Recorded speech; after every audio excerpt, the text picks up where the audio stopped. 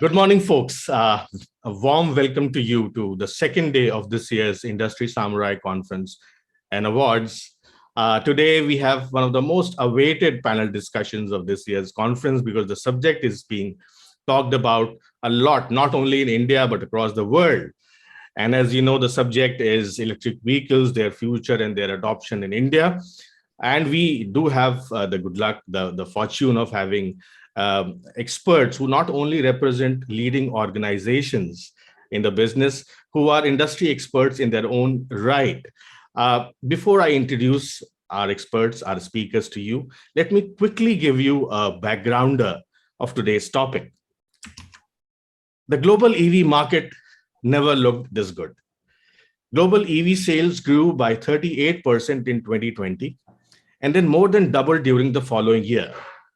The International Energy Agency, IEA, estimates that EV sales will hit an all-time high in 2022, that is this year. India's EV story is no less exciting. The nature of the growth in India, however, is different from the rest of the world, as it happens for every other Indian sector, for every other sector in India.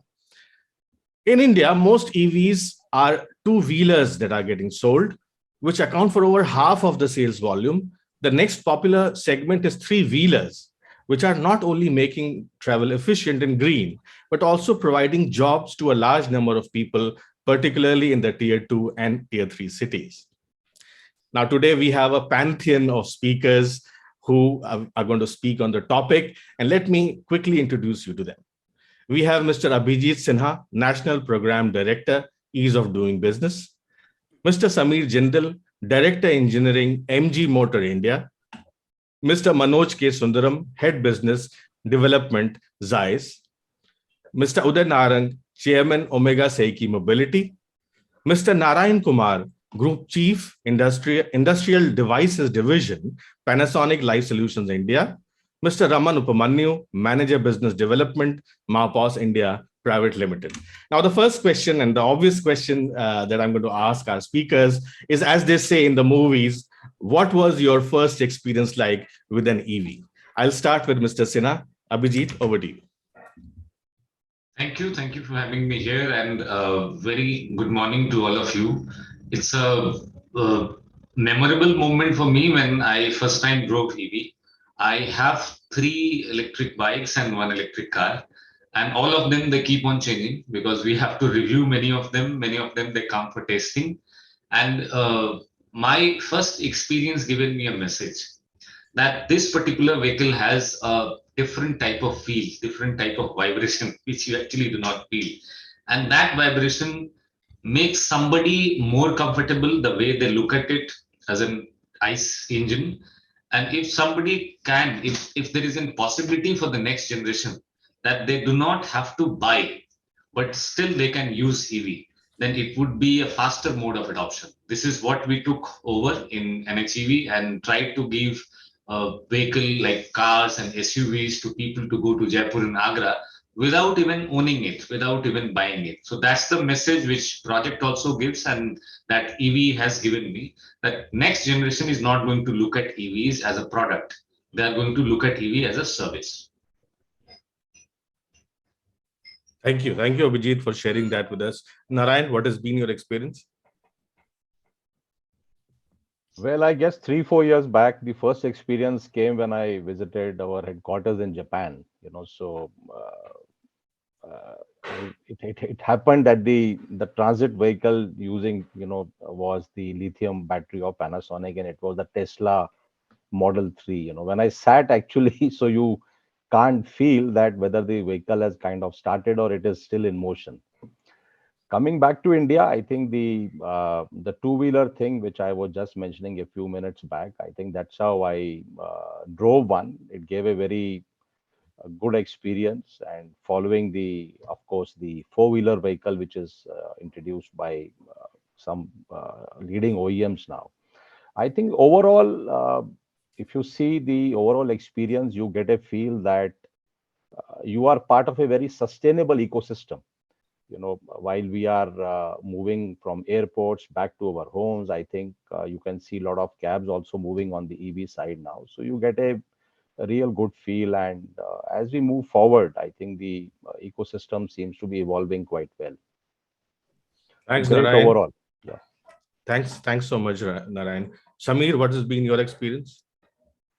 Yeah, good morning all. So I experienced EV almost 3-4 years back when we have decided to launch first electric vehicle in our portfolio in MG Motor, which was a ZS EV.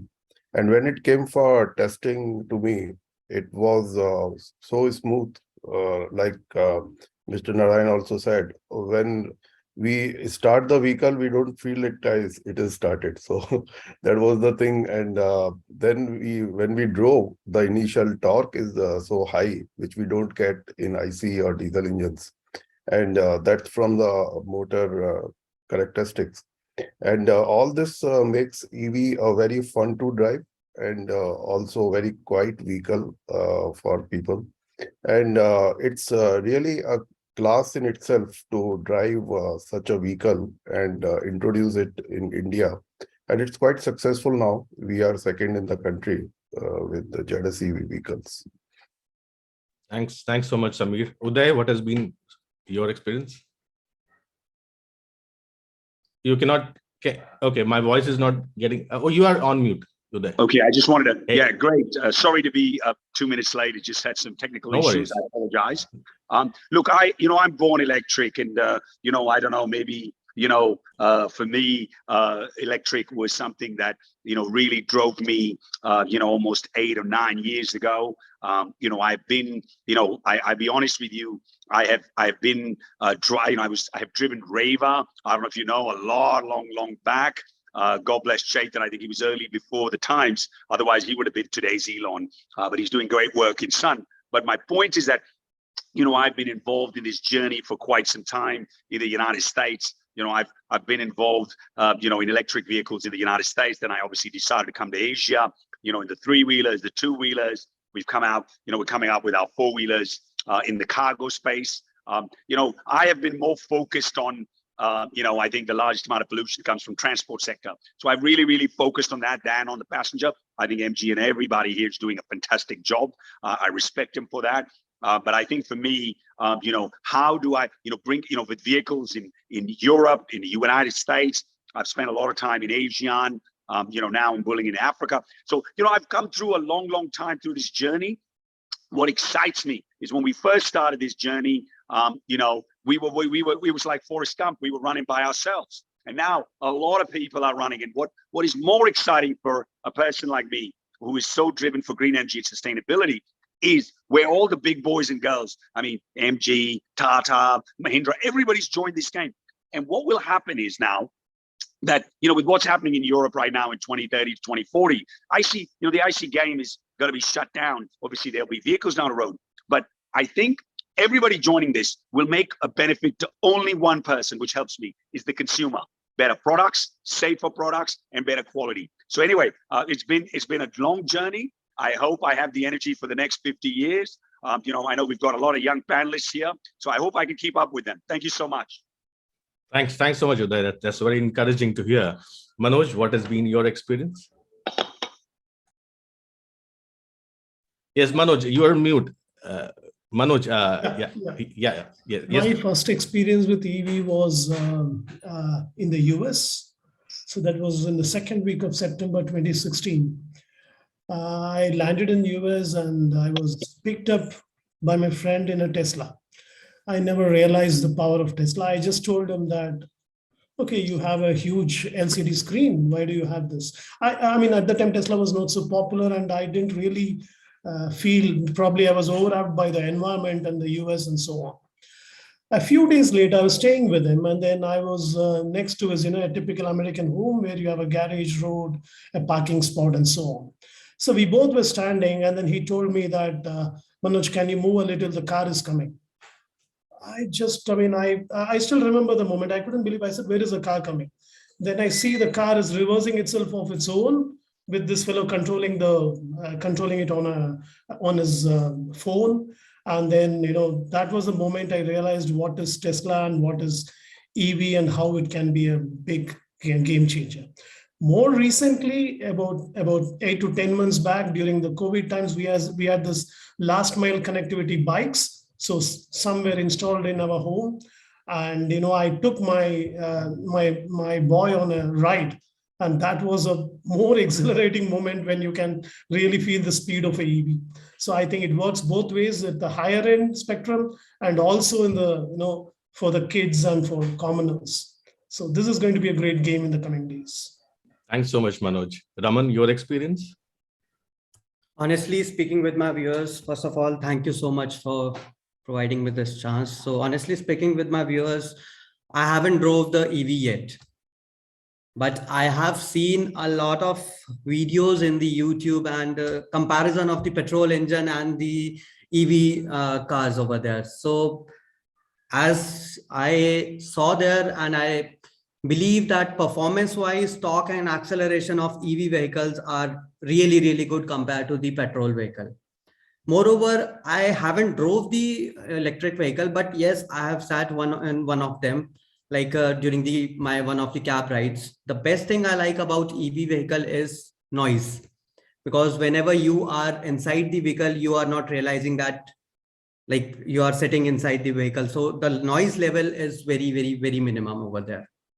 But I would love to drive now the electric vehicle once in near future. Awesome, Raman. Awesome. 3 cheers to that. While we are on the subject, I'd like to relate to my experience as well, and take use of this opportunity. So my experience also, as like you gentlemen, has been really exciting. And now I recently went to my hometown after many years, after the pandemic years. And my hometown is one of the in a part of the country which is not very well known, or which has the ill repute of having some of the most polluted cities in the world as far as air pollution is concerned. And it also has a lot of joblessness or unemployment. Now I went there after many years, and I saw a lot of young people and old people who used to pull cycle rickshaws in the recent past. And cycle rickshaw is just a nice name for a human-powered vehicle, which is kind of an exploitative thing. And one of the last vestiges of that practice remains in India and other parts of the world. So it really warmed my heart to see that almost everybody had taken to three-wheelers, electric three-wheelers. And it has become a sort of a social security cushion for a lot of people, youngsters as well as old people, and it brings down the level of air pollution and noise pollution. It really made me so happy to see this transformation just in a couple of years, that I am really a convert as far as an EV is concerned. So that was a great experience to me. Now we move to the second question of this panel, and now we talk business. Now, the first point is, when we talk EVs, is the battery technology, which is at the core of this phenomenon. And I'll begin with Abhijit as to what is the current situation as you see, and you do a lot of work, you do a lot of studies with battery technology in this part of the world. So this question has two parts for everyone. Is that the one is, what is the current status of battery technology in the world as you see it, and what is the situation on the ground in India as we talk? Abhijit? Hi, very nice question, Anand. I think battery is growing in all parts of the world. People are trying to develop their own independencies rather than creating dependencies on the imports. We as a country in India also are trying to develop our own set and combinations of batteries. I may not be right person to say what is the development, because it's a now public-private development. After ACC and after PLI, this has now become the target for both government and private sector to come together and reduce your dependency on the lithium. One thing I would like to bring, because it's a very good esteemed panel, and we all should speak wherever we get time, that we mostly talk about 3% of lithium, which we are importing. 97% are still in India, but we are not in position to use or get that. 3% lithium is getting more attention than 97% of the other material. And we are second largest producer and also exporter of aluminum, But when it comes to use that grade of aluminum which we use into battery, we again have to import it. So why are we not developing 97% supply line? Second, if there is a possibility to develop a second type of battery, which is none other than lithium-ion battery, then the development is not going in the direction where we should go. However, other countries, they are also facing same situation where their dependencies on lithium are continuously getting reduced. One more important thing which is related to regulation. I come from the background of ease of doing business, and being national program director for ease of doing business, a lot of people come to me and they very clearly, very bluntly speak about their difficulties of doing business. And their prime difficulties of doing business at this stage of time is when we have one case of one incident of fire in any part of country. Regulation take place after around 6 to 8 months, because there has to be an investigation why that fire happened, and then after that investigation some new regulation might come. This is the industry assumption now. By the time you comply to next standard, there the fire cannot be stopped, there would be another event of fire, and then new regulation will come. So this is a fight which I am fighting with both my sides, with government also and with industry also, that why do not we produce, or why do not we create a behavioral standard? Now, very quickly, I'll tell you what behavioral standard is. Every battery should be connected to a remote device, to a cloud device, which is giving data of its daily charging, discharging, daily heat pattern. If it is, and few of them, they are partners, they are working with me, and they are having safer life.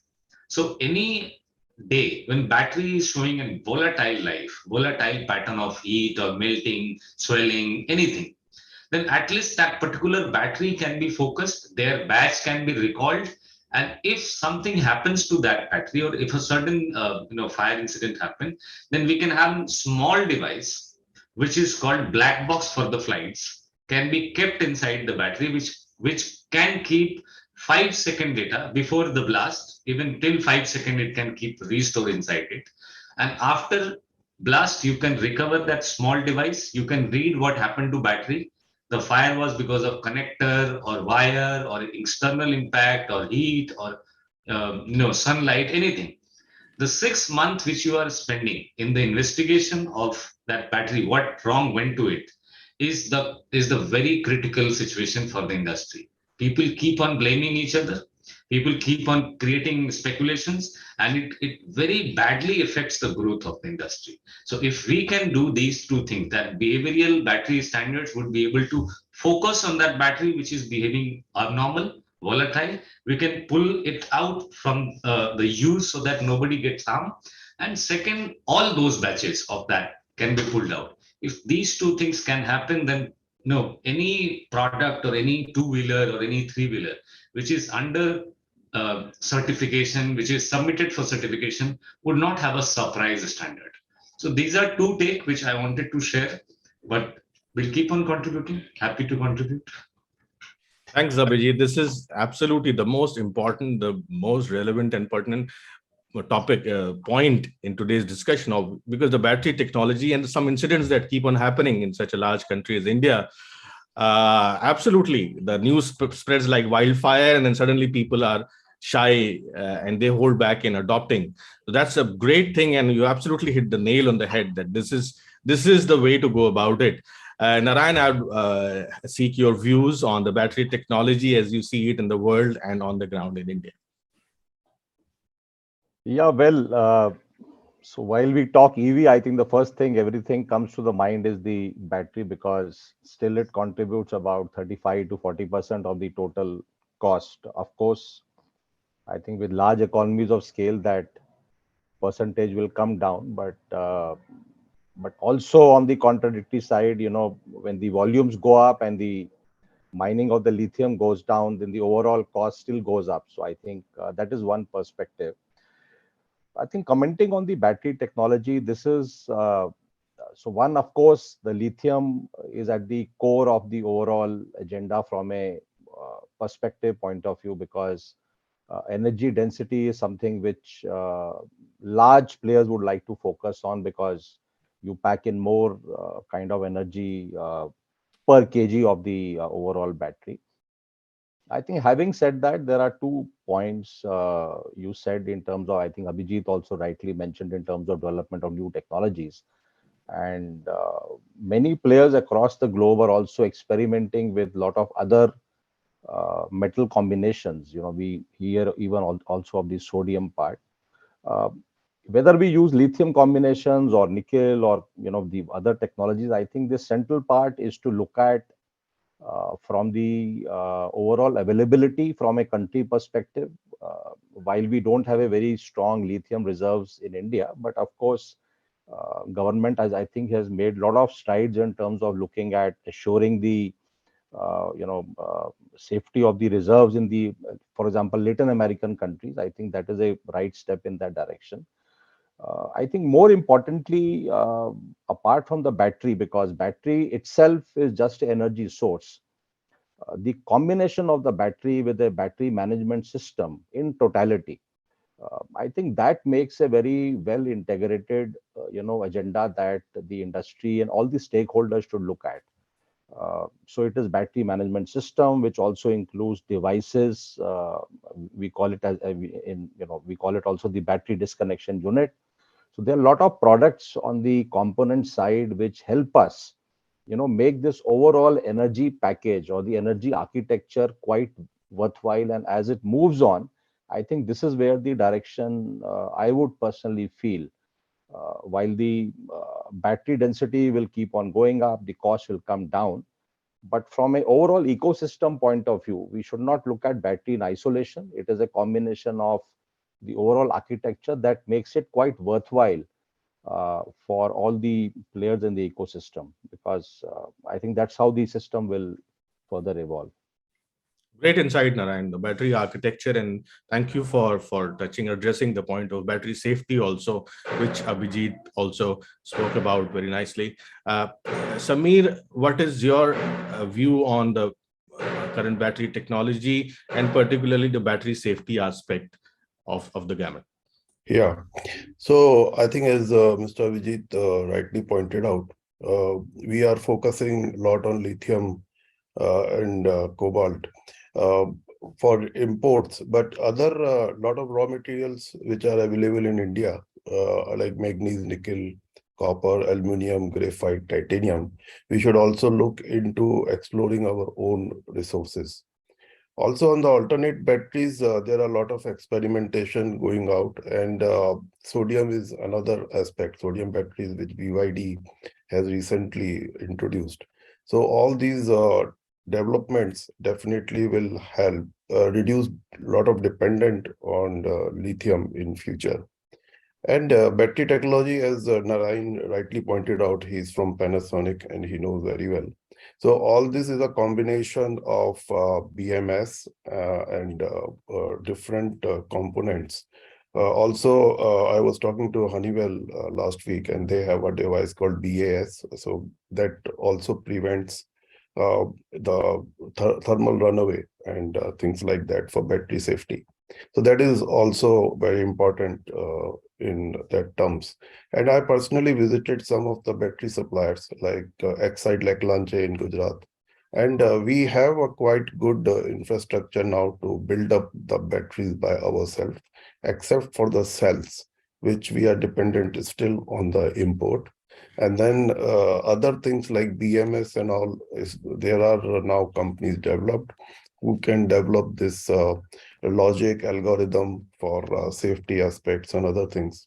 Wiring harness, connectors, high voltage, we can still get in India. And so all these things, if all the manufacturers focus on localizing it and build in India, I think this cost, what Narayan also mentioned, will start coming down slowly. And as the volumes will pick up, this will happen in future. For our new electric vehicle, which is coming in April, which is a small EV, we have also given to Tata for the assembly of the battery. So I think with all these aspects, and as you said, the safety aspects is definitely taken care with all the tests done. And I was in last panel also with Abhijit, where he was a part of BIS rolling out for cells and batteries. So I think all this implementation, and now we are doing AIS 038 revision 3 for all our batteries. So that will make definitely India a very safe place.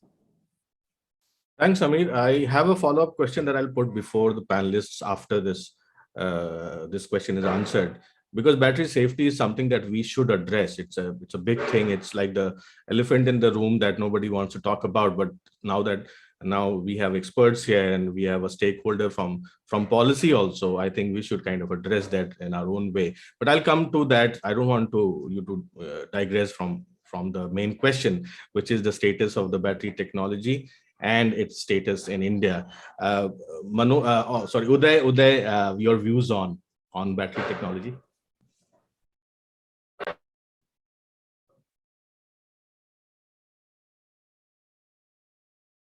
Uday, you're mute. Uday, you're mute. Trying to make sure there's some noise in the background somewhere else. So I was trying to keep the noise off. So the point is that that should be mine. Don't worry about it. Yeah. Okay. We have an industry. Yeah, we have an industrial complex next to our office. No problem. My point is that battery safety, is extremely important. Not because of today. My view is that one life lost is too many.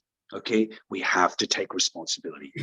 It's great to see Panasonic. It's great to see MG, all the big, and obviously MG speaks heavily in this, in the space.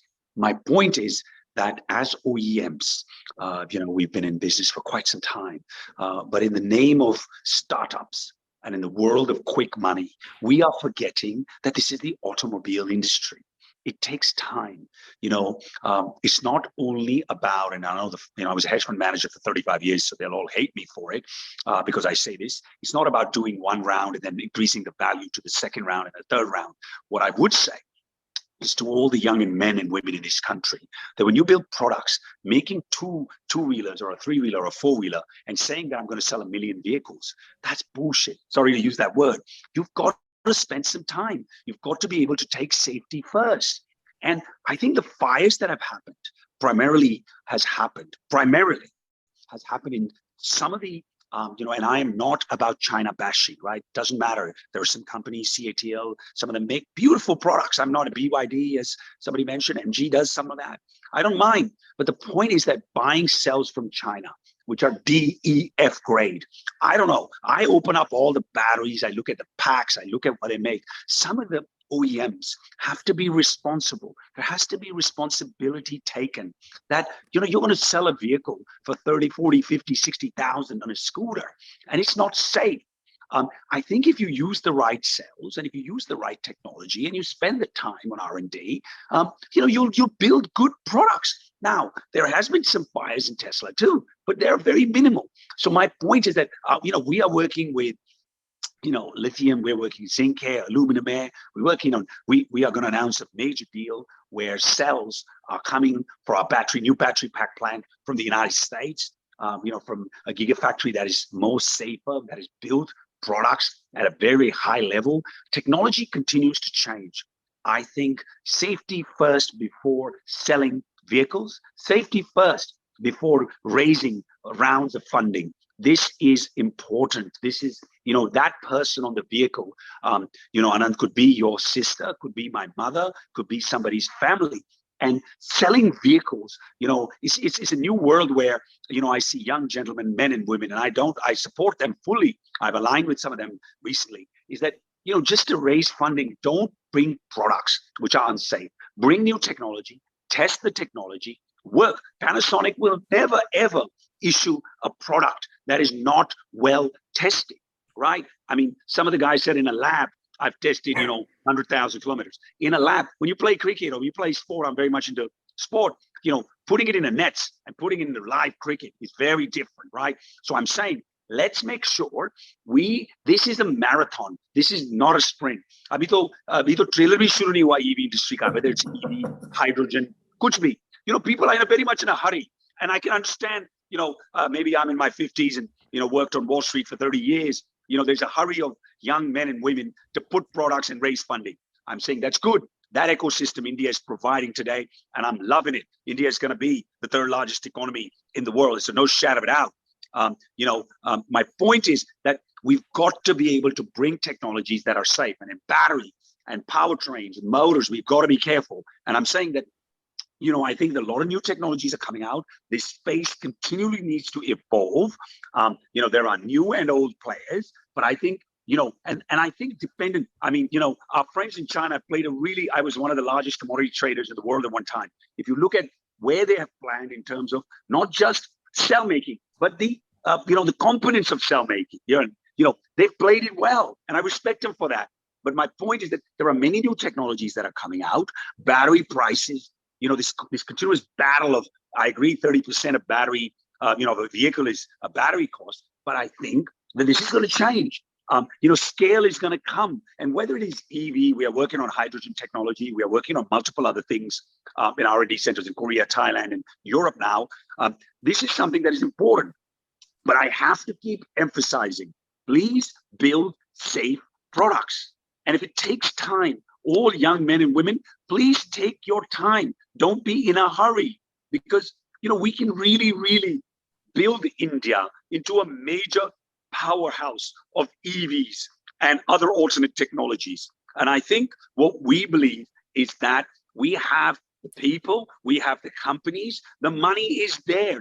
What was happening before, the money wasn't there. Now, if you have the right product, the money is there. My only concern is every day I get a new two-wheeler manufacturers coming in, and some young kid or some person says, I'm going to sell 10 million scooters. Guys, it takes a long time to do this. And I think safety cannot be decided. And so, Abhijit ji said, that we should have, these boxes. Absolutely, the black boxes should be there.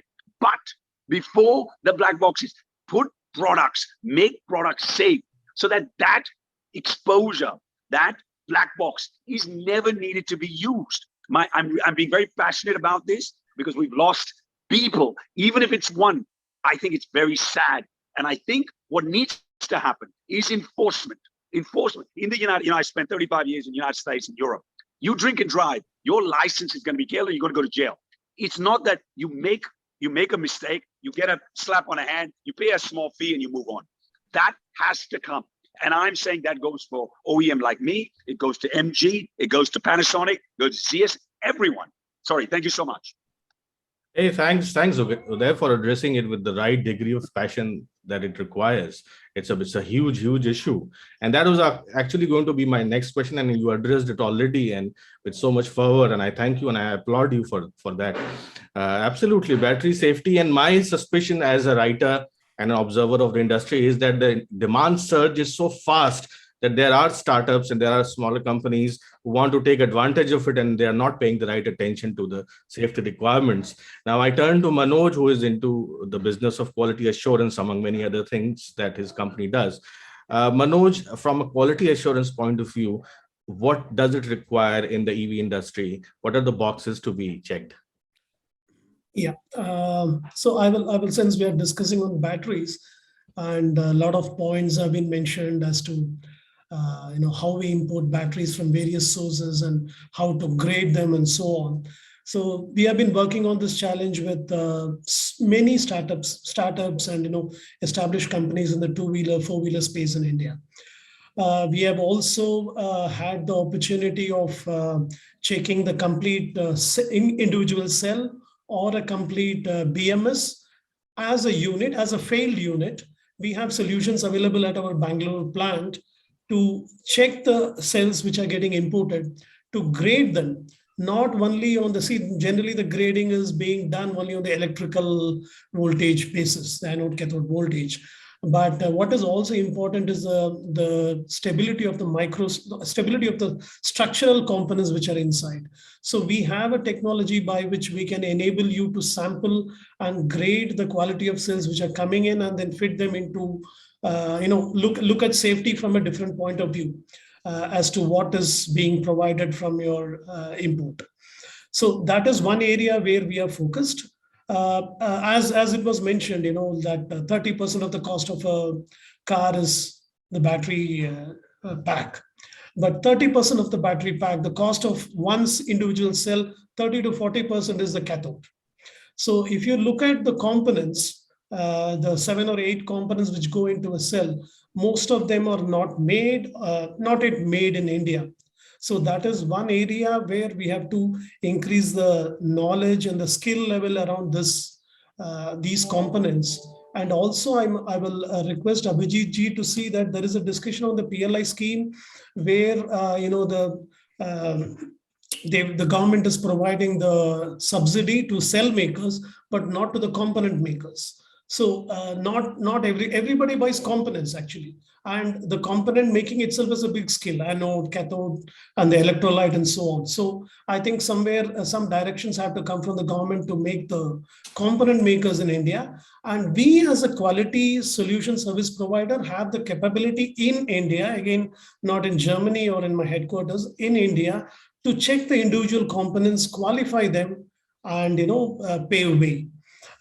Just one additional point is that we still don't make cells in India, but we are working with government institutes. We are working with lot of private bodies, a lot of private startups, as Mr. Narang was mentioning, and they're doing a great job. I don't want to name the companies. They're doing a great job in introducing chemistry, safer chemistry for the Indian temperature. See, the tropical temperatures have a different way. The same NMC cell could work very well in Scandinavia, but may not work in Nagpur in summer. So what is very important is to make the chemistry reliable and right for the Indian market.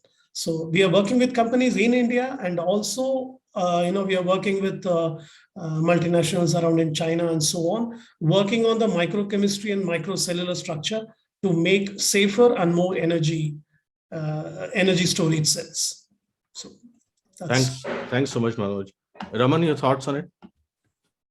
Being a quality controls solution provider, I felt really very good that everyone is focusing now on the safety of the product battery. Like Mr. Uday said, he completely focuses on the safety of the battery basically. So we in Marpos do have somewhat of solution also to check the quality basically. So what we mean by quality, the safety comes with the testing, as Mr. Uday said. So once the battery pack is being manufactured, yes, we need to conduct the testing facilities. Testing facilities, we need to focus on 2 different testing facilities. That is, first one is leakage testing. Leakage should not be there whether at the cell level or whether at the complete pack level. So to ensure that your product is totally leak proof, Marpos is there to support you. Secondly, electrical testing, which is to be done. Yes, we need to have thorough electrical testing of all the components, right from the cell level to the complete pack level. So again, I would say Marpos is there to support you. One point which Mr. Manoj said in his speech previously, that yes, maybe 30% of the cost is comprises of the battery. And if we suddenly go down the level, cell costs, individual cell cost is really very high. So now government has introduced the PLI scheme also. We will be started making the cells here in India, but majority of the child parts, we need to be dependent on China only. Like if I say NMC cells, LFP cells, for the processing of the raw material, we do not have the technology as of now. So even we, as someone said, that we have the copper, we have the raw materials, but we don't have the processing centers available here. So in order to reduce the cost of the cells, we need to have the processing centers here in India, so that we should not be dependent on basically the China, which is the biggest hub of processing center of the child parts. Copper, yes, because anode material, cathode material, anyhow, government is supporting us a lot.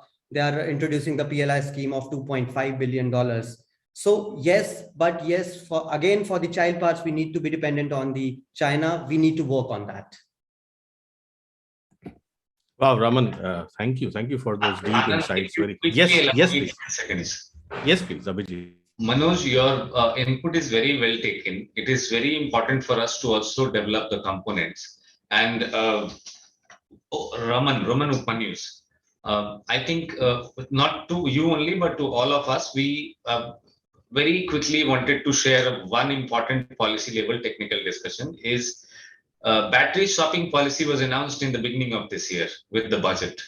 Within 90 days, with a lot of huge consultation, Niti Aayog also managed to put up a draft, which is under discussion and open for input currently, will be very soon notified. But as a pilot, National Highway EV had to have a battery swapping cabinet at all its stations. So we could not wait for standards or the safety norms to come and also the swapping policy. So we made around 12 recommendations before Niti Aayog. These 12 recommendations are made in consultation with Charge Point Operator Society of India. All of you can access, it's a public material. It has the description of all administrative, technical, and regulatory safety standards for battery swapping. I have already mentioned these two, the one which Raman said and the one which I said, the what we call black box. Few more recommendations are there. Any of you can download it from the Charge Point Operator Society of India website and reach out to me if there is something more need to get. That's the advantage of having. Yeah, yes, Manoj, please. Yeah, again, I just want to thank you, Abhijit ji, for accepting the point. I had one other point. I thought it would be an opportune moment to mention it to you. Is the new AAI 156 standards which have come for cell and battery pack could also include a sampling of the incoming batteries to India to look at the mechanical structure and grade them. This could be a welcome move because if you have 600 cells in one two-wheeler or a three-wheeler, at least there should be a recommendation to check 4 or 5 cells as a sample, X-ray them and figure out if they are really having the right microstructure, right welding, and the right thickness of the anode cathode layers. We have a technology to provide that, and I can share more. Very significant and vital suggestion, but I'll tell you one thing. My seat is a very hot seat. I have to maintain the right balance of regulation. Sometimes we get over-regulated, sometimes we get under-regulated. And I think 2020, I was the one who stood with Niti Aayog and Ministry of Road Transport and Highway that battery and vehicle should be registered separately. In fact, industry was against me because they had their own vested interest into selling vehicle with battery.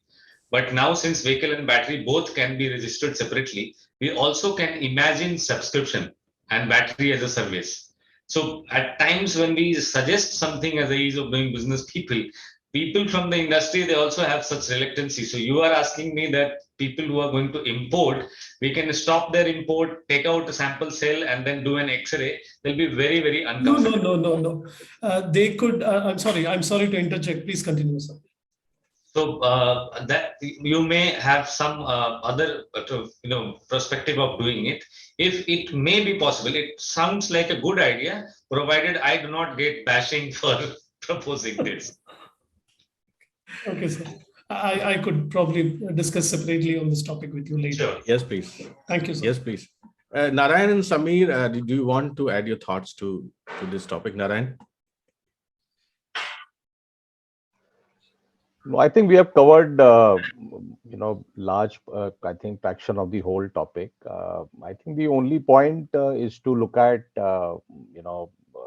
as we started off, and I think as a very overarching concluding agenda is to look at the total safety aspect as the paramount number one agenda in the whole, development. So whether it is a battery or the overall ecosystem development or the, as we call it, the energy voltage system architecture, I think the whole agenda should be well integrated. So I think Manoj was making a point in terms of doing a quality check. I think these are all pertinent points, but I think as the ecosystem evolves and all these suppliers from the tier 1 to tier 2. So for example, Panasonic is at a tier 2 level. We look at components, and it is not only for India, it is for the whole global market. So from a overall regulatory standpoint for variety of components, so we are already subjected to variety of norms operating globally. So many markets in the developed world have already evolved, and we have very stringent regulations. For example, we have a very important product called the high voltage cutoff relay, which kind of manages the battery disconnection, and it is a very uh, critical component in the overall system. Now, variety of regulations have already come in place when we look at the European standards, the warranty aspect of it, how many charge cycles it has to take. I think if you look at that aspect in totality and adapt some of that, I'm not saying all because we have to look at the Indian macro system as well. Large aspects of that agenda has already been taken care of. So whether it is a tier 2 components, electromechanical, or even the cell. So I think that's how the overall ecosystem will develop further. Thanks so much, Narayan. Samir, your thoughts? Yeah, I think Narayan has put it very well because they are battery manufacturers. And what Mr. Abhijit has told is also very true, that there has to be a balance between the cost and also the stringency of the rules. So we have to get a battery from the battery manufacturers. And as we make these norms more and more stricter, the cost of the battery is going to be higher. Mr. Narayan knows this very well. And like in some cases, like for the battery for ZS EV, where we are importing from China, and this battery is already qualified for European norms, ECE norms already, where we have cutoff relay and all these things already incorporated. So from those standards, it is already passed all the safety norms, but still we have to pass all the new Indian government norms. So all this has to be balanced. So Manoj is right, but to a certain extent, we also have to see the cost to the OEMs or to the battery manufacturers. And that should not overshoot. These regulations should not overshoot because the cost because of all these regulations. Thank you. Thanks so much, Samir. Well, a riveting discussion is going on. I request the audience to share with their colleagues and friends. Mukul, I request you to share the link with the audience. This is being broadcast live streamed on YouTube, LinkedIn, and Twitter platforms. Your friends can join in. We still have about half an hour or less to go. Now, my next question, my following question is about the EV infrastructure, which is critical to the adoption of electric vehicles in any country, be it India or Europe or any other part of the world. In India, however, we are lagging behind slightly, not slightly, but by a big margin, actually. The February data from Mint says that we have about 1,640 operational public EV chargers. Now that kind of dwarfs in comparison, then everything is being compared to China everywhere in the world. So I have no option but to give you the China figure, which is more than 800,000 public charging points. And Germany is the one end of the spectrum in terms of technology dominance in this field. It has 35,000 charging points. Which is great for a country, huge for a country, 1/10 our size in population. So of course, the EV wave or the phenomenon is new in India. I mean, we cannot expect miracles. But at the same time, the question is how important the charging infrastructure is to the adoption of EVs, and what can we do from a solutioning approach? Obviously, we cannot point to the problems and lagging and this and that. From a very positive approach, what all can be done to address this situation? Let me start from Abhijit. Anand, you have asked a very important question for the entire industry. It is the backbone question which you have asked. So before I speak about it, I would have to put a disclaimer on it that these are my views. These are not the views which I'm representing on behalf of government. And my views has been very, very different from what industry has done as of now when it comes to charging infrastructure. I believe that we have gone to a certain extent very, very wrong in direction. We have just jumped to compare an electric car with a diesel or petrol car. However, when I look at it, we should look at it as an ecosystem, which should always have a comparison with either a tram or e-highway or a tubular formation of mobility or a metro. But if you look at an electric car and petrol car, you will tend to do a mistake of comparing both of their infrastructure. However, EV would not get an infrastructure, would not have an infrastructure, and petrol and diesel cars would have definitely a very good infrastructure. In this wrong comparison, what right would have happened is very important for all of us to know, because now we are moving slowly in the right direction. When it comes to take a decision of EV adoption, there are two ways of taking decision, particularly business decision or individual buying adoption decision. One, you ask me to buy a car. This is an individual decision. I will take a lot of things into account. I will take finance ministry's budget into account, that how much we are going to get as a tax or rebate, subsidy, bank loan, everything. We total somewhere around 2.5 lakh rupees incentive to an individual buyer in a budget few years back. It did not turn out to be the way it was expected to be, because it is an individual decision. An individual mind would keep many things into account before buying an EV. Second decision is going to be institutional decision. If the industry asks your RWA, your society, your mall, your hospital, your university, your office, your building to have 20 chargers at least in the parking, that is an institutional decision. This can be mandated. This can be checked through potential, because they have money or not. And slowly small patches, small ecosystem and small circles may grow like an EV area, green area. Now you still have a vehicle which is not EV, but when you enter those premises, you have to switch to EV. You have to spend a lot of time EV, non-EV, EV, non-EV. This gives you a lot of confidence. This gives you a lot of confidence into transiting when you are transiting from one city to another city, which is a very easy example of adoption, conversion. We did not look at it. We always looked at cities. When I came in 2018 as additional charge for project director in NHEV, I said, I'm not interested to work in cities. I'm interested to work on highways, and I will make sure that each charging or each charger would have at least 30% utilization on the highway. And also the capex which we will spend on the infrastructure of EV would reach to its break even into 30 to 40 months. People said, I'm mad. It is not possible.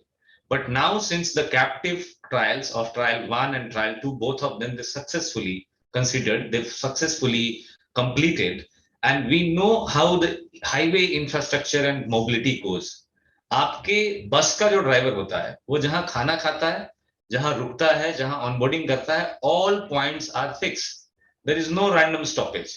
And if you predict that volume, if you predict that stop point, and then you put a vehicle and charger together in the ecosystem, on highways you are more profitable than EV, than in city. So this is something which we should have done 10 years before. But 10 years before, what we did, I do not want to make it sound political, but first EV charging station was opened by our former Prime Minister Manmohan Singh ji near Safdarjung in 2011.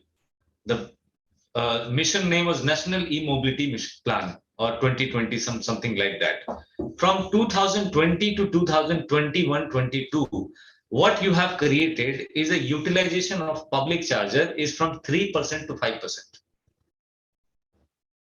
National average, I'm telling you, 3% to 5% of a public charger which is not into a captive contract or captive use. And the break even of that particular charger is 40 to 45 years. We could not manage to make electric infrastructure business profitable before National Highway EV. Our first utilization from day one is 30%. People said, you're again mad, you are daydreaming, you are just putting something mouth-watering. When we started to a station in Gurugram, their current utilization today is 72%. And we still commit 30% because we know that we have to take advance contract. we have to sign captive contract with fleet operators. In same equation, we have to, also, put down our fleets of buses and cars. So my take on electric infrastructure is whenever you are planning an infrastructure, please do plan in a way that people's decision as an individual who will buy, who will not buy, should not be accounted. They should be discounted as a bonus that if they came, good. But otherwise, if they're not coming, please put up a fleet with this. Also buy vehicle. Do not assume people will buy vehicle. There are a lot of very good example. One example I wish to give, if you allow me another 10 seconds, is when we were planning National Highway EV stations, I also opened two-wheeler and three-wheeler applications, expression of interest. People said, what you will do with two-wheeler and three-wheeler on highways? They are not going to go between Delhi, Jaipur and Delhi, Agra. These two-wheeler and three-wheeler were the part of the capital expenditure of the station. 20 two-wheeler and 20 three-wheeler each station are going to receive a lot of parcel from Amazon, Flipkart, delivery on these cargo hubs. And then they are going to scan so that their parent company gets a ping on their API. And then they deliver in 50 kilometer radius of the station.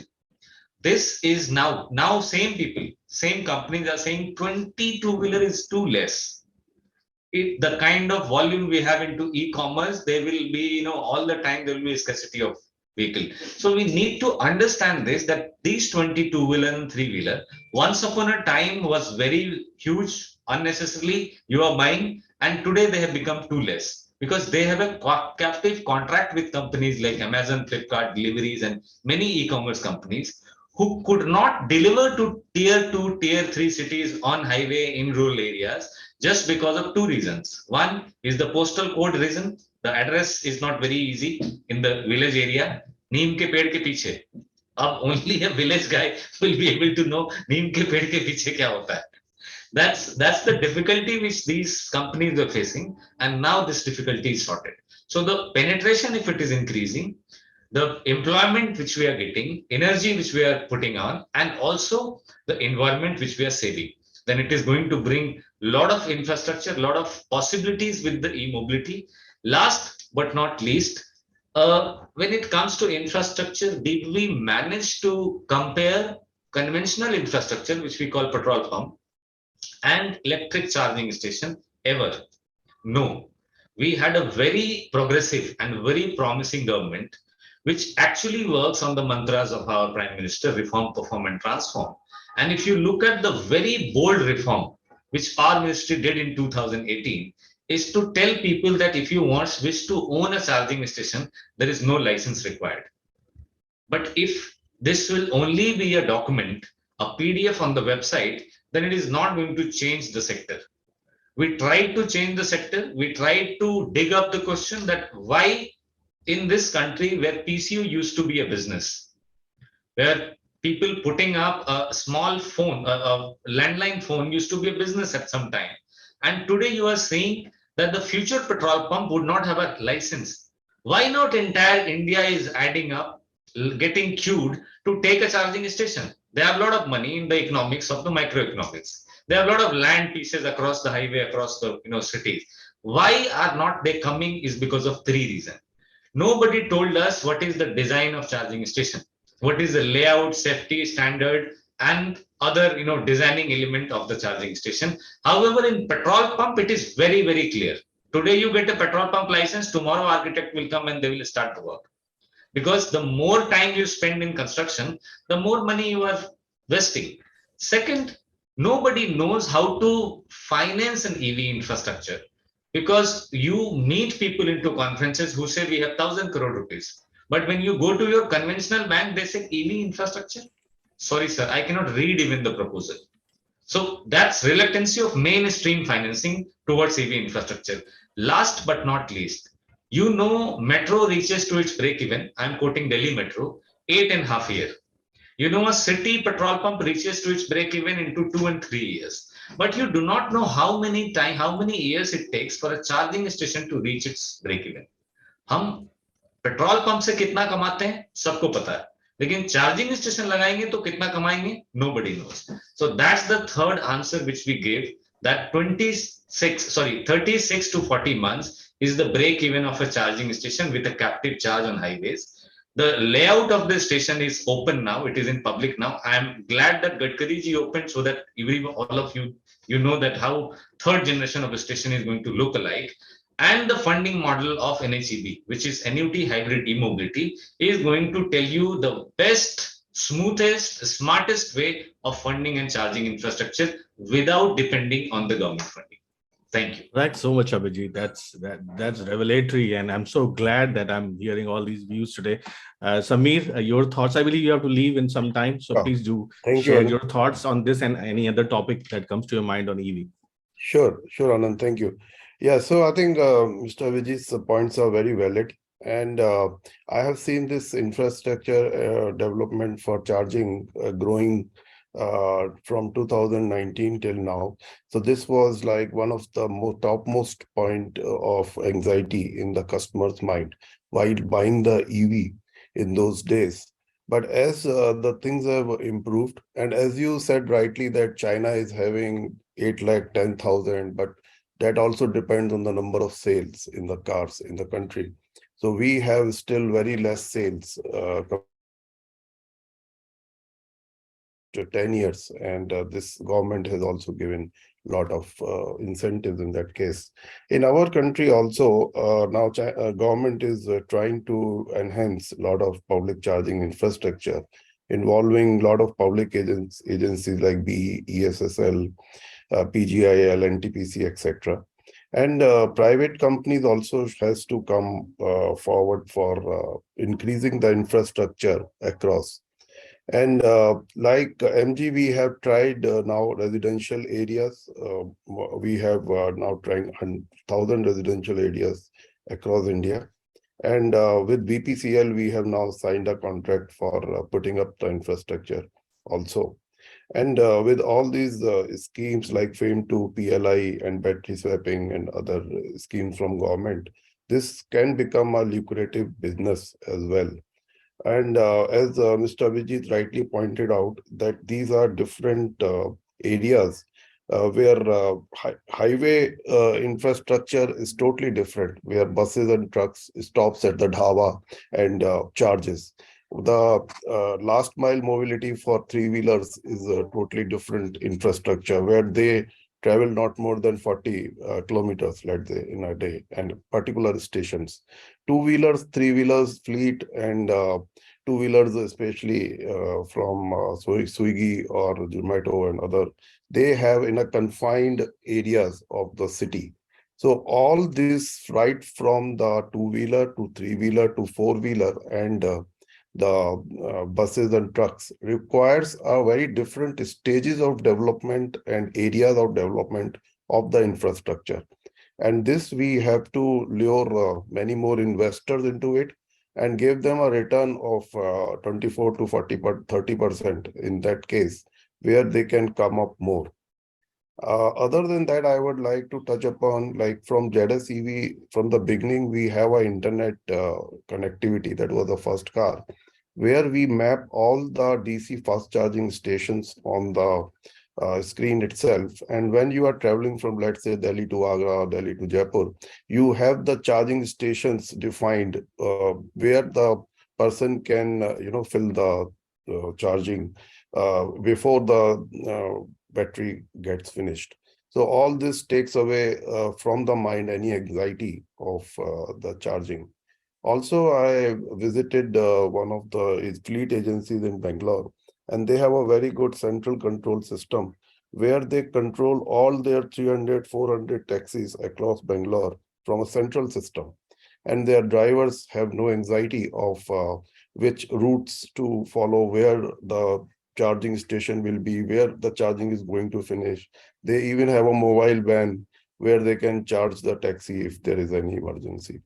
So I think all these points will bring to India to certainly in next 2 or 3 years to a point that charging will not be a very big issue remaining in EVs, I hope. Thanks, Samir. I appreciate your presence in today's conference. Thanks, I look forward to our future interactions. Thank you, Samir, for your Thanks a lot. Thank you all panelists. Thank you. Bye. Thank you, Samir. Thank you. Bye. Thank you. Thanks. Narayan, your thoughts on the charging infrastructure?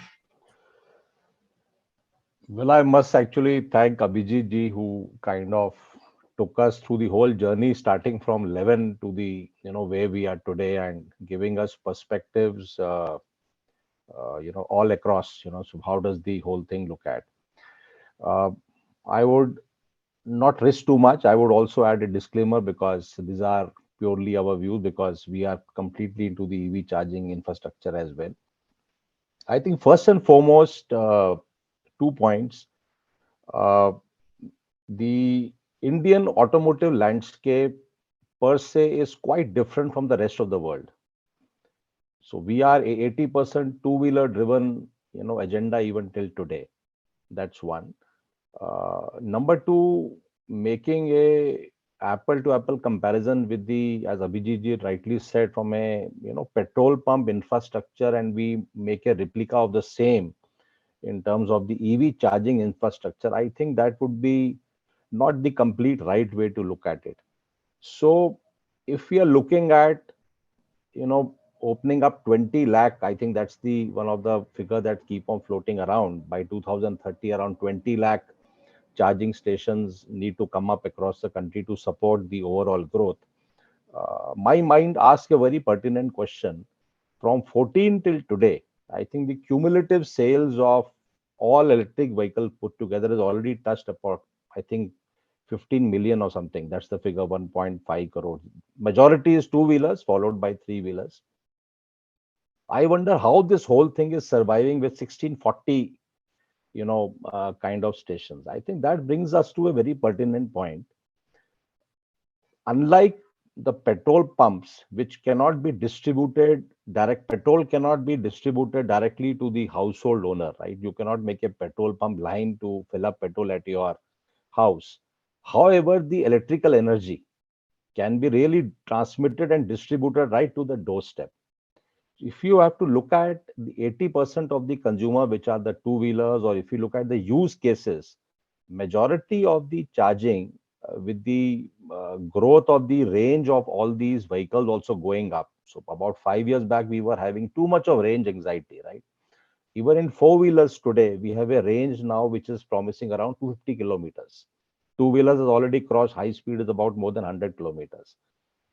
So I think the whole charging aspect has to be looked at from the use case of the whole vehicles. So if we have to look at the overall e-commerce players, which are confined to a very smaller area, or the office goers which are doing a daily trip of approximately 40 kilometers or 50 kilometers, leave only the urban cities. But I think the charging can be, democratized, or can be decentralized away from the central charging station also. I'm not saying the charging station is not required. That can be an add-on. If you look at Delhi, about 10 years back, we introduced CNG. Even till today, if you look at the queue time at a CNG petrol pump is so high, and it kind of, I can't understand the downtime of the users. It is so high, and if you really ask them, it takes about 1 to 2 hours for them to really fill up. So from a two-wheeler perspective, my take would be it has to be distributed, right? To the home user, back to the central real estate societies that are getting developed. I think that is where it kind of getting restricts. If you look at the four-wheeler fleet, I think that is where we have a distributed or a hybrid kind of charging models. Abhijit made a very pertinent point from the highway perspective. I think the localized agenda where the person actually stops is something we need to build up a combined charging infrastructure, and that's how the overall ecosystem develops. So I think it's a hybrid model, as we are talking in India, always hybrid. So I think it's a hybrid model that we look at the EV charging infrastructure to really take off. I wouldn't kind of gun for a 20 lakh charging stations dotting the overall landscape, which is already crowded in a city place like Delhi or Mumbai, for example. It has to be more democratized, more decentralized as we move forward.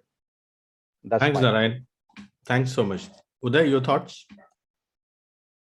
Look, for me, I'm building the infrastructure. I want to be part of rural India. I know, majority of the people are talking about Mumbai and Chennai and Pune and Bangalore. It's great. It's a great way to raise fast money. But I think if we want to get scale, we want to get a complete green energy and sustainability. What really hurts me to see is that Mumbai has got a worse AQI now than Delhi, and Delhi was leading the charts for the longest time. And Abhijit and all of you, I think we all talk about it, but every year it gets worse and worse and worse. And I think whether we're going to blame it on the politicians or whether we're going to wait, we have to now start working together. Right. And I think this has to change. We can't blame the farmers. We can't blame the construction. We've got to do something, right? We've got to do something about this because our future generations are at risk. Our kids and our future kids have to live through this. And I'll be honest, this green energy sustainability business is the best business to be in because that's where the future lies. But my point to you on charging is we've got to build charging, not just in these cities. We've got to build it in Panchkula, we've got to build it in Saharanpur, we've got to go to rural Tamil Nadu, rural Karnataka.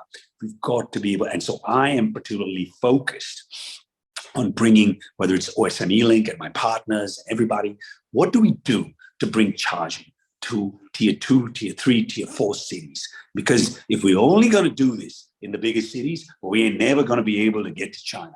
Again, I say I have nothing to get to China, but I'm saying that if we want to get that scale, or if we want to build an economy that big, we've got to go there. So I think, and also, building the ecosystem requires whether it is fixed, fast charging, swap. India is a very diverse country. There is no one solution. Somebody likes a jacket, somebody likes a kurta, somebody likes something else. This is such a diverse, for me alone, living 35 years ago, for the last 7-8 years, I've been here full time. It really has changed my mentality. This country is so diverse. The country has so many different needs. People's pockets are different, and I think we've got to really bring this to rural India. I am particularly focused on that. I believe that until we get this scale in tier 2, 3, 4 cities, we won't be able to do it. Charging infrastructure needs to be everywhere because that's only when this scale will come in. And for the scale to come in, we've got to build this. So again, I think I appreciate all the comments of these esteemed colleagues, but I think we've got to focus on rural India. And that is where I think the key battle is. Now, somebody said 25 to 30% returns. God bless him if he can get 25, 30% returns in this business. I've been doing this for quite some time, and it takes time. We will be able to make it, but 25 to 30% returns in the EV infrastructure business, in the EV manufacturing business, in last mile logistics, I would say God bless them all if they can get 25, 30%. मैं तो बहुत line पे खड़ा हूँ, मुझे नहीं नजर आ रहा, मैं बहुत काम कर रहा हूँ on the front line. But you have to have a sustainability business. You have to have a business that has a longer term vision. This is not a sprint. This is a marathon. You've got to keep that. And whether it's charging infrastructure, whether it's batteries, whether it is EVs, whether it's hydrogen, whether it is technology, you've got, and this is where I think some of the Japanese brothers, I worked very long, Seki means precision. There is a long-term vision. But if somebody can get 25, 30% in today's market, in this business, I'll give him a salute. It doesn't happen this quick. My numbers are not showing, and I don't see any numbers. I used to be a very significant analyst on Wall Street. But I think the charging infrastructure will grow. I was just last week at, my friend Ravin at Quench had held a big event on emerging India, and there was a lot of charging infrastructure play. And there's a lot of work going on, whether it's the big boys at Tata, whether it's Quench, whether it's ChargePoint, all these people. I think there's a lot of work, but I keep talking. Let's build rural India. That's where we're going to be able to make this difference. This country doesn't live in the cities. It lives in rural India. Thank you. Wow. Okay. Your point about the Mumbai AQI quality hit closer to home because that's where I do my business. So, and thank you for raising these very important issues. Manoj, I would like to know not only your thoughts on the infrastructure, but also from a quality assurance point of view, particularly on how they change from the concerning the battery from last mile solutions to the ones required for personal use? Manoj? Yeah, so I think on the charging infrastructure, I think enough has been said and all very nice points on the PCO and on coming from the rural India. I believe.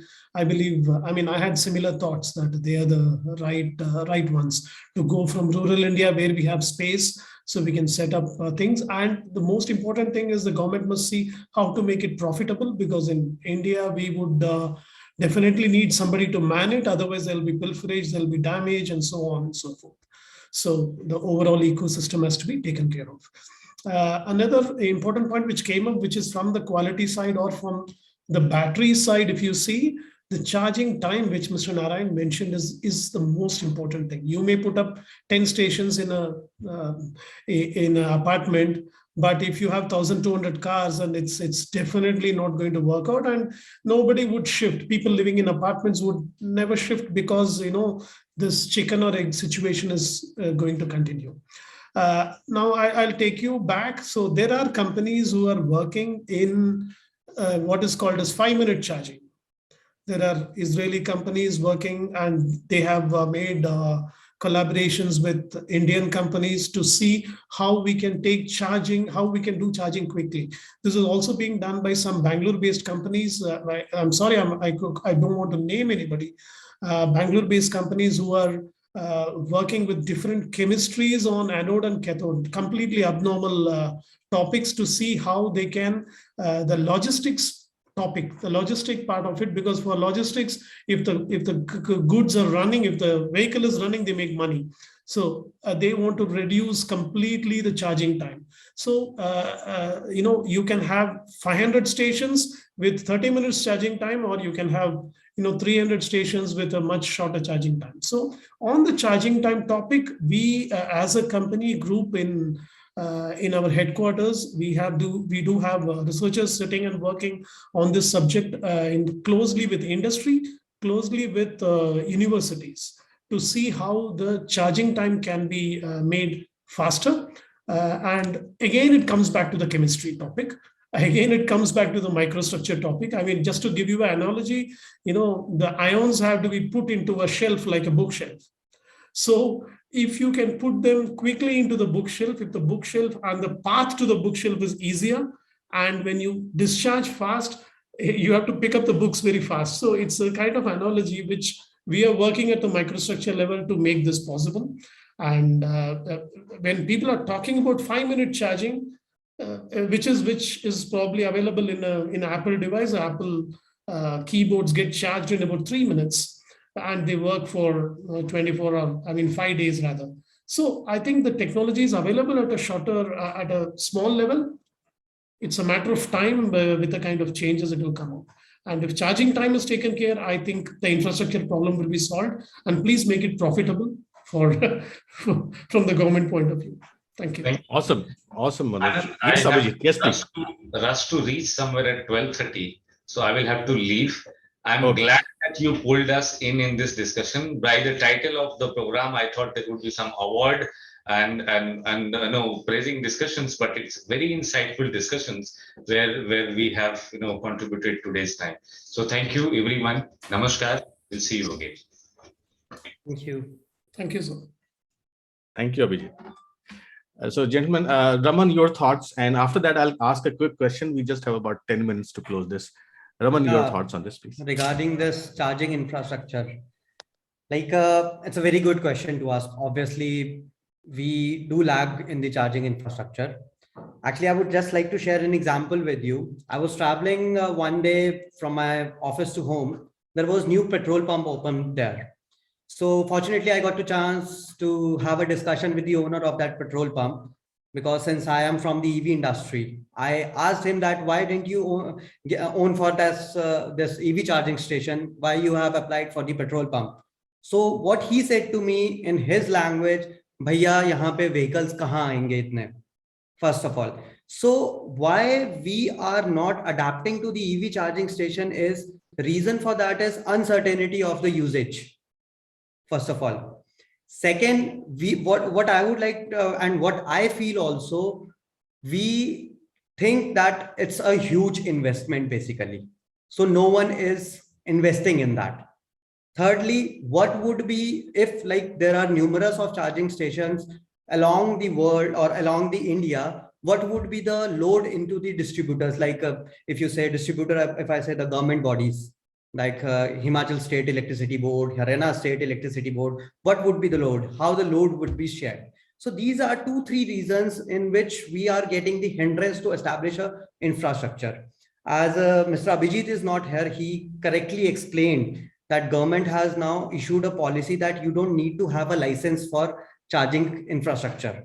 You just need to obey the guidelines which is being issued by a Ministry of Power. And like Mr. Manoj and Mr. Narayan correctly said that charging time should be focused. So in order to have the important like fast charging, we need to establish a DC charger source, not the AC charger source. So because the charge which is stored inside this battery is DC. So if we go into the conversion from AC to DC, it would be more time taking. So we should focus on establishing a DC charging source rather than the AC charging source. Amazing. Oh, okay. So this is more like a Thomas Edison and Tesla, conflict, like DC versus AC. Awesome. And there's a great. So that I've got an audience question that I'd like to put to all of you. I'd start with Narayan. The question is, what are the top 1 or 2 things you'd like to see that could accelerate the rate of growth, EV growth in India? The top 1 or 2 things that you would like to see in the near future. So I think one is, maybe just a common point is basically yes. it is the experience. Okay. See, if you buy a car, you were clear where to go and where to charge. You were clear the car would definitely run 15 years unless you want to throw it. People are, it's a personal choice. A car is still unaffordable for many, still it is in the higher rank. And people do have a choice even for the fuel pump. They say, yeah, this fuel pump is good, I will get good mileage. See, there are a lot of personal topics around it. And here we have to solve these 2 issues, that what is a clear lifetime, and in 8 years, do I have to really change the battery or not? And whether the warranty clause is good. So the experience has to be created for the consumer. And this is what, if you see, the OEMs are doing around the world by not selling to the consumer, but selling to fleets. So when they sell to fleets, they get a huge order so that they can work on scale. And also they can create a consumer use every day to at least 50, 100 consumers. So that's what is happening. So I think it is just the experience which will go, and I'm sure it is going to go exponentially. It's only a matter of time. It's a chicken or egg story. So thanks, Manoj. Narayan, your thoughts? Yep, I think I would say the rate of growth even achieved today, so I think Q3 of this year versus Q3 of last year shows a 4 times growth in 2-wheelers, and maybe I guess on the 3-wheelers it is roughly 2 times. Even the 4-wheeler is okay, small, but still catching up. I don't recall any industry kind of doing a quarter on quarter for a couple of years by a more than 3 to 4 times. Having said that, I think it brings again to the pertinent point what Mr. Uday was saying. This is a marathon and this is not a sprint. We can further accelerate the overall EV growth, but I guess not at the cost of compromising the total EV ecosystem from a reliability perspective, from a safety perspective, from a human safety perspective, because I think that will form the underlying strong foundation as we move in the next decade or next 20-30 years, because this is an alternate fuel. People have been used to a conventional fuel for the last, I guess, 7 to 8 decades.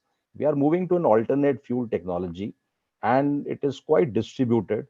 There are various components to it. There's an energy component to it, there's an infrastructure, and there is per se the whole of mobility component to it. So all 3 in 3 hand have to be perfectly synchronized. We cannot have a situation that suddenly we accelerate, and it brings back to you must have seen on the WhatsApp, it was circulated that the vehicle is getting charged by a diesel generator. diesel generator is charging the battery and the battery is charging the vehicle. So I think the EV part per se, if you look at the overarching direction by the government, was to reduce fuel imports, get an energy security, and obviously leading to a cleaner, sustainable environment, etc. We need to look at that overarching things. So renewable power also has to keep up the pace, and we need to build up our energy infrastructure so that the electric vehicles finally land up with a good energy mix of renewables. I would not like the EV sector to grow depending on the fossil fuel growth also to take place simultaneously. So which we are just only trying to shift the energy consumption from urban locations and back to the utilities which are far off. So I think the acceleration is fine. And as we move forward, all the three ecosystems will have to synchronize so that we make a very good overall sustainable agenda out of it. That would be my take on it. Brilliant insights. Thanks so much, Narayan. Raman, your thoughts on the top growth factors you'd like to see in the future if you had a choice on shaping the future that could accelerate the pace of EV growth? Honestly speaking, like if I say the top growth factors, definitely the one we discussed previously, infrastructure. Charging infrastructure should be allocated so that we can gain the trust of the consumer that yes, we have the adequate sources, so that once you will buy like if I, for example, I have also bought a new car, right? Like 6 months ago. I haven't bought the EV. Why? Because I was also a bit of like in dilemma that once I'll go for a long trip, where I will charge my car. So this is just on every person's mind that why we are not buying EV is because we are having threat of not charging it on the time. So infrastructure, yes, should be on top priority. And secondly, what everyone has explained, that we should adapt to this technology. Like why? Because the pollution level is increasing day by day. We live in Delhi, so AQI, in Delhi is very, very, very high. Moreover, I would just like to add one more point into this. Not only the pollution level, air pollution level will be reduced from the EV. Even the noise pollution level will also be reduced. So overall, if we say we will be building a great ecosystem, not only on the air pollution level point of front, with also other noise level and other points of front. Thanks so much, Raman. Uday, your thoughts? Yes, Okay. Manoj, please. Let Uday share his thoughts. Yeah. No. I think that clearly, what is important is, and I'll say this clearly, Rome wasn't built in one day. In India, we want to build it in 2 days. It takes time. You have a whole lot of infrastructure issues. You have energy issues, some of the points raised. I think, in my view, whether it is going to be EVs or whether it's going to be hydrogen or other renewable energies, this is clear in my mind. I welcome, I involve, I wish everybody join this journey. This is extremely important for the future of our nation. Not just building a 10 trillion economy is to be having this. I think, the dam is broken, which means there'll be new products, there'll be new designs, there'll be new technology. What has changed in today's environment is where a few major players control the entire automobile and the mobility business. Today, we have got a mixture of new players, of old players, and a lot of different people from different sectors are aligning forces. We at OSM personally believe in aligning forces together, and the enemy is green energy. This is what is happening, where we need to protect Mother Earth. I'm an environmentalist. From a hedge fund manager, I've become an environmentalist and a businessman who's investing all his money into this space.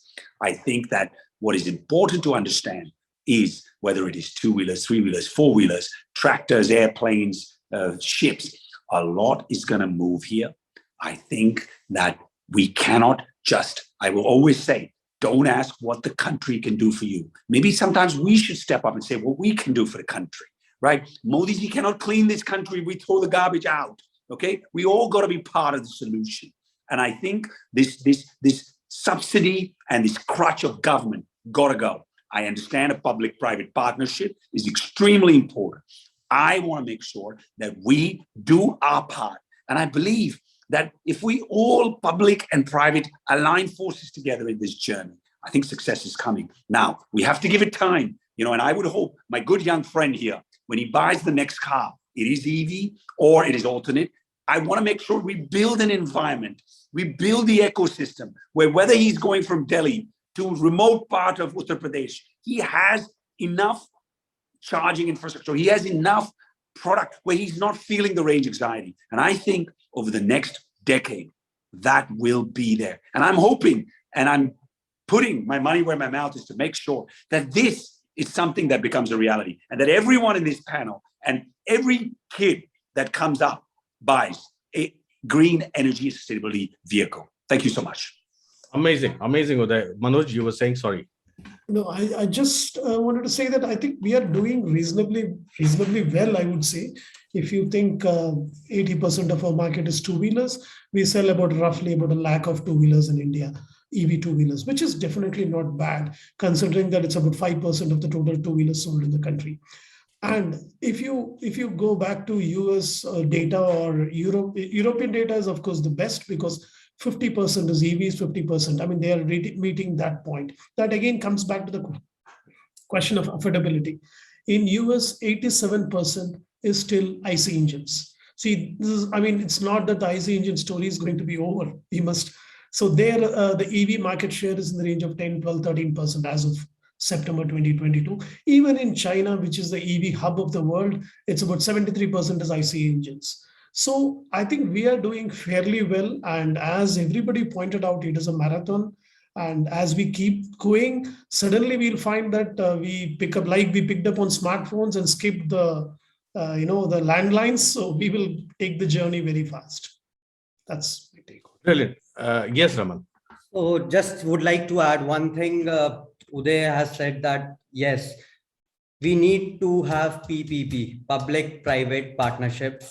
Why we need to have public-private partnership? Because investors will invest only if they will see there is no threat.